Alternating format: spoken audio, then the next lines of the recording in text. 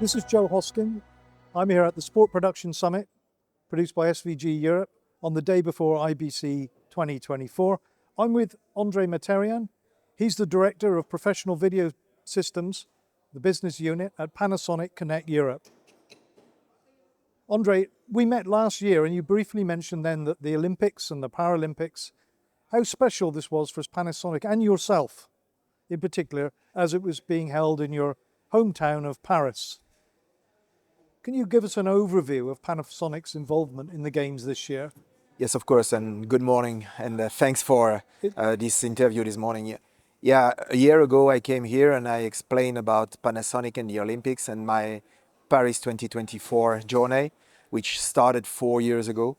Obviously, Panasonic had a strong presence during the Games in Paris. We had over 160 high brightness projectors, a lot of professional displays, tons of cameras, and studio camera, pan-tilt zoom camera, but more than we had over 20 KAIROS, which is for us the next level and the next generation, which is an IT platform doing video switching and screen management. Mm-hmm. So yeah, it was great. We were as well involved in the ceremonies for all video management.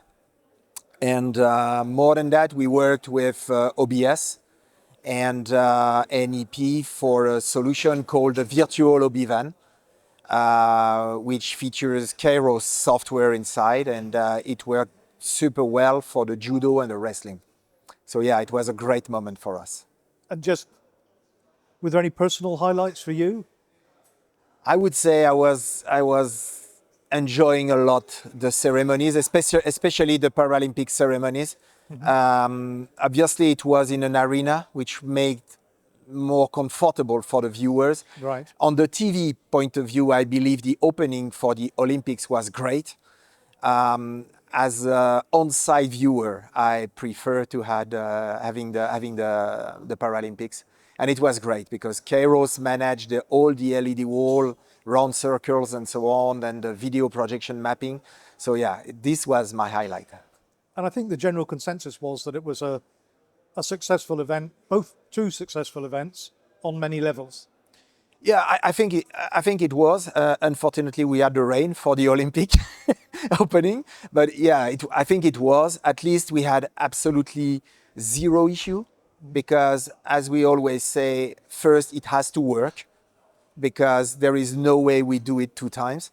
No. So there is no specific rehearsal for the last day. So yeah, it has to work. So you can relax now. Yeah, now it's another grade. Now we can just reminisce. Yeah, now we can return to the normal business. Yeah, exactly. Now, talking of which, last year you launched several new cameras. Yeah. Right. Are there any new developments we should be looking out for at IBC this week? Yeah, at IBC we will introduce a few of our projects. Some are hardware with the new UCX100, which is the first studio camera for Panasonic you can use with or without CCU. Full 2110, SDI of course, but this camera is the first one people will be able to use without CCU in 2110 with redundancy. The other products, hardware products we will bring onto the market are 2 small box camera, rugged one. One is a full frame, exchangeable lens. The other one is a micro four thirds sensor. So both are using sensors from the Lumix technology, S5 and GH. And this will allow us to have in a box camera form factor, shallow depth of field. The beauty of these 2 cameras, they can be controlled with AW protocol, so as any of other Panasonic PTZ. On the software base, we have just introduced the Media Production Suite, which is a box or a frame software having all the beauty of Panasonic softwares inside. And one of it, last year we introduced a kind of green without a green, so virtual reality studio without the need for a green, which could help in any environment. And this software is now real, was used as well for the Olympics, and we will enhance this one in the coming weeks. And if people come to IBCs, any other products, any other things that new on your booth that you would direct people towards?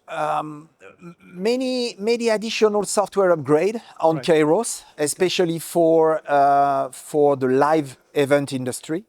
As well, we are releasing and presenting many auto framing solutions, which are more and more demanded.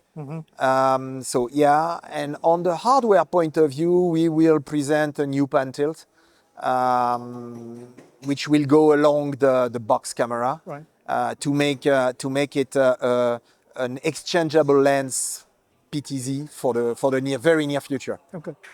And in general terms, in your role, you must see a lot of changes in this business.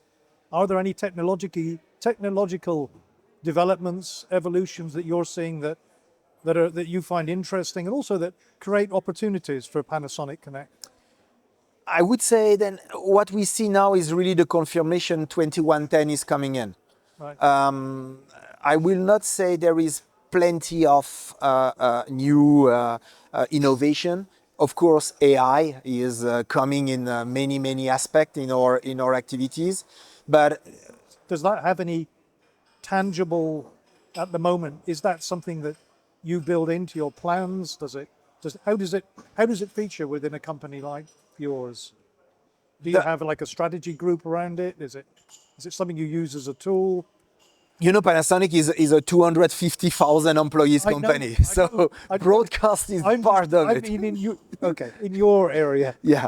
So in my area, yeah, we are turning to everything attached to a network, everything attached to a AI intelligence, anything helping to create image in a easier way for the future, because what we see is there is a really growing demand on the hours of content.